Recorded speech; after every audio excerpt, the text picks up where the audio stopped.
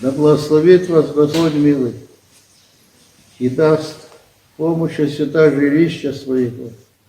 Нет ничего больше, как быть в Боге, с Ним, и где плохо будет хорошо, а без Него, где их хорошо, там плохо. Да благословит вас Господь на всякое дело благое и Богу угодное. Ангелом храните. Спасибо.